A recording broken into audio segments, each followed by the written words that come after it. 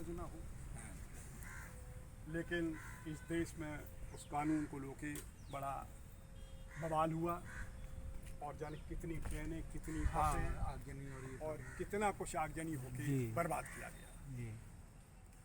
सरकार ने supreme court के निर्णय को बदलने के लिए एक संशोधन लाई संसद में, और वो संशोधन जो माननीय सुप्रीम कोर्ट ने कहा था कि जांच हो, उस व्यवस्था को खत्म कर दिया।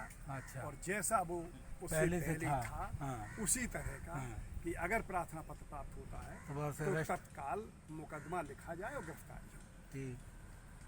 जैसे ये कानून ये लागू हुआ, उसके बाद यहाँ औरैया जनपद में 4 सितंबर 2018 को यहाँ हजारों की संख्या में लोगों ने उस अध्यादेश का विरोध किया और ये मांग की कि हमें उस एक्ट से कोई आपत्ति नहीं, हम अगर किसी का अपमान करते तो हमें उससे भी कठिन सजा मिले, लेकिन इस एक्ट का जो दुरुपयोग करके अभी हमारी माननीय आपके उत्तर प्रदेश के उच्च न्यायालय ने, कर्नाटक के उच्च न्यायालय ने अभी व्यवस्थाएं अभी 1 हफ्ते में दी हैं कि इनका बड़े पैमाने पर दुरुपयोग किया जा रहा है।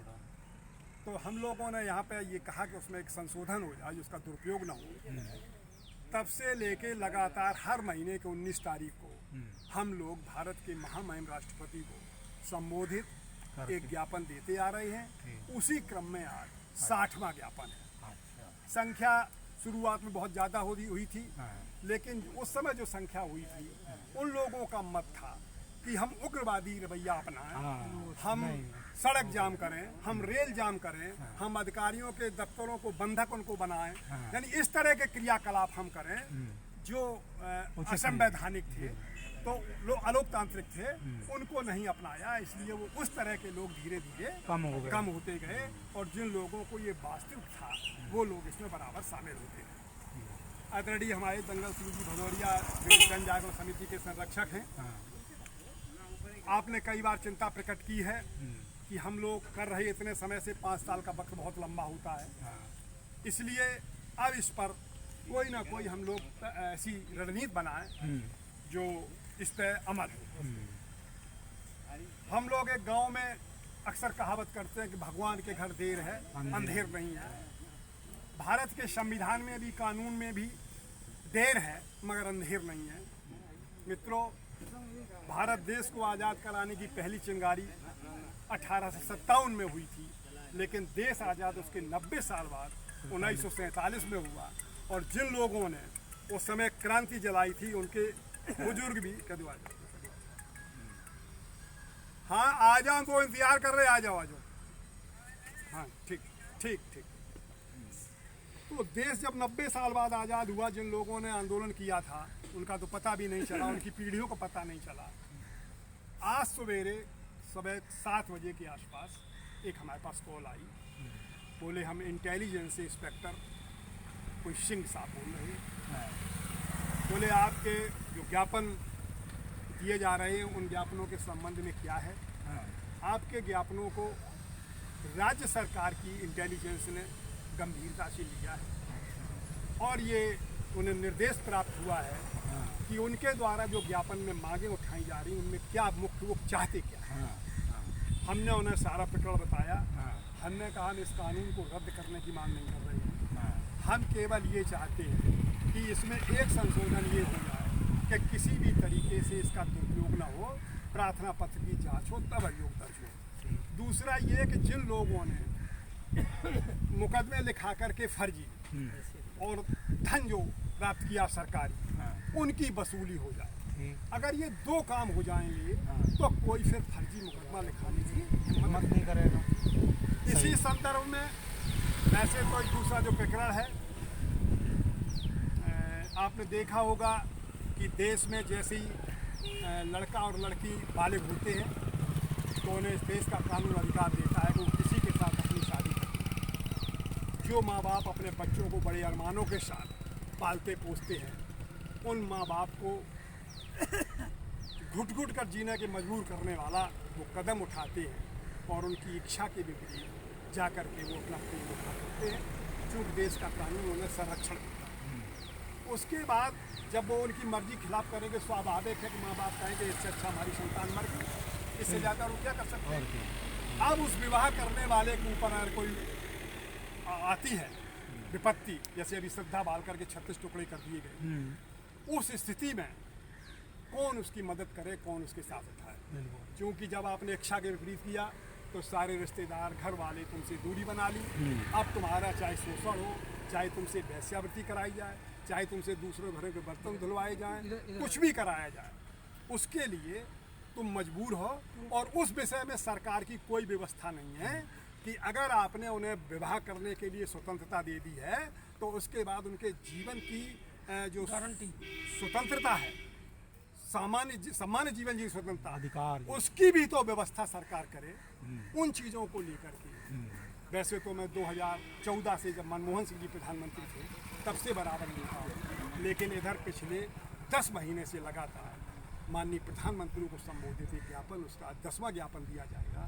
उन दोनों प्रकरणों को लेकर आज इंटेलिजेंस के इंस्पेक्टर ने उनसे विस्तृत चर्चा की और ये कहा कि किसी भी क्षण आपसे प्रदेश स्तर के हमारे अधिकारी आपसे वार्ता करेंगे, आपसे स्वयं मिलेंगे या आपको बुलाया जाएगा, ये बाद में तय होगा। तो हमारा कहने का मतलब ये कि आज भले ही 5 साल हो गए, लेकिन अगर आज प्रदेश की इंटेलिजेंस ने लिया है तो हमने कई लोगों से कहा कि 100 ज्ञापन देने तक का तो हमारा संकल्प है। और उस 100 ज्ञापन के बीच में जैसा कि मैंने आपको बताया कि इस समय एसटी वर्ग की आदिवासी महिला द्रौपदी मुर्मू भारत की संवैधानिक प्रमुख हैं, और उससे पहले रामनाथ जी कोविंद जो एससी वर्ग से आते थे वो भारत की उस सर्वोच्च संवैधानिक कुर्सी विराजमान थे। तब तक इन 100 ज्ञापनों में ये जो सबसे निर्बल वर्ग के SC ST कहे जाते हैं, ये दोनों संवैधानिक के ऊपर हैं। इनकी अंतरात्मा, इनका न्याय क्या कहता है, ये सारी चीज़ें तब तक सामने आ जाएंगी जब 100 ज्ञापन देने के बाद भी अगर हमारी जो मांगे इनमें से कोई गलत मांग हो तो हम ये कहते हैं उसको फौरन निरस्त कर दो, लेकिन अगर कोई मेरी संवैधानिक मांग है, जायज़ मांग है, तो उसे जरूर पूरा किया जाए। भाई विदाउट इन्वेस्टिगेशन किसी भी इधर एक तरफ तो ये सरकार आ जाइएगा, बिल्कुल आया। तो मैं ये जानना चाह रहा हूँ तो जैसे औरैया में आप किसी तरह से कहाँ पे चर्चा हो रही है, कहीं हो रहा, बजरंग दल और कर रहा है। तो 100 ज्ञापन देने के बाद अगर हमारी जायज मांगे नहीं मानी जाएगी तो उसके बाद फिर हम लोगों के पास तमाम संवैधानिक अधिकार हैं। हम सत्याग्रह करेंगे, हम भूख हड़ताल करेंगे, हमारी जायज मांगे हैं, प्रेमिक अनशन करेंगे। इस तरह के तब तक हम करते रहेंगे जब तक हमारी जायज मांगे भारत की सरकार मान लेगी। तो आज हम लोग अपना 60वां ज्ञापन देंगे। जैसे आपको समझा दिया, 2 ज्ञापन है कि यहाँ उपस्थित जो भी लोग हैं अगर उनके किसी हस्ताक्षर न हुए, 5 कॉपियाँ हैं, अगर किसी का हस्ताक्षर न हुए तो हस्ताक्षर कर दें। श्री राम महेश चौबे जी आपके दस्तखत पाँचों पे नहीं। भदौरिया साहब का क्या सुझाव है? भदौरिया साहब अभी आप सुनो पांडे जी, दो जने कभी भाई साहब पूछ रहे थे कि जैसे हम लोगों का औरैया में ये चल रहा है, क्या अन्यत्र जिलों में और कहीं चल रहा है? और कहीं जिलों में ये हमारी जानकारी हमारी दिमाग में एक बात और आई कि हम ज्ञापन दे रहे हैं इसी डेट को कन्नौज फरुखाबाद में एक हमारा प्रतिनिधिमंडल कभी आपने स्वखर्चे राष्ट्रपति महोदय से मिलने का समय मांगे तो धीरे धीरे बढ़ जाएगा और पूरा यहाँ से ले जाके उन्हें सौंपे। कितने दिन से दे रहे हैं, आप ध्यान दो यहाँ पे। बस ये आपका विचार है तो आप पहल करके आप लोग पहल करके और चला जाए प्रतिनिधिमंडल। समय मांगो, जाए समय मिल जाए तब दे जाएगा। कुछ सत्य है। सबसे बड़ी बात तो ये है कि आपने ये 5 साल में भी कोई टीम कोई सीमा होती है, जलौन में भी करे, सीमा होती है। आप तो ठीक है, आपका कहना ठीक है, लेकिन जो आदमी पीड़ित है वो हमारे बीच में है नहीं। आप सुन लो, पीड़ित की तो कहानी अलग है। आते ही 4-4 बार मैंने कहानी अलग है। उसके बाद पीड़ित के आदमी व्यक्तिगत मान के बैठ जाए। गवर्नमेंट की जाए गवर्नमेंट पीएल दाखिल हो जाए, सुप्रीम कोर्ट में बढ़िया सुप्रीम कोर्ट में चली जाए पीएल तो जरूर सुनवाई वही होगी। जैसे सावधानों के आते नहीं पीड़ित वाले नहीं आते हो, हम लोग आते हैं 60-60 हो गए तो हम कुछ तो मिले। बिना आश्वासन और प्रयास करें यही तो है। तो मिल जाएगा। कहीं उंगली रखने की देखिए, हम लोगों का काम है समाज की बुराइयों को खत्म करने का प्रयास। उसमें ये भी एक बुराई है क्योंकि व्यवस्था बढ़ाती है बुराई। गाँव में भी खाई हो गई ना लोग कटने लगे, लोग उनको अपने काम पे नहीं बुलाते, अरे सुन, उनका भी नुकसान। अब सुन रहे हो, पैसा हमारे है, पैसा के ले गए उनने हर्जे नेट लगाए। संजय सिंह जी उधार दे दे, उन्हें जरूरत पड़े मांगेंगे तो हर्जे नेट लगाए।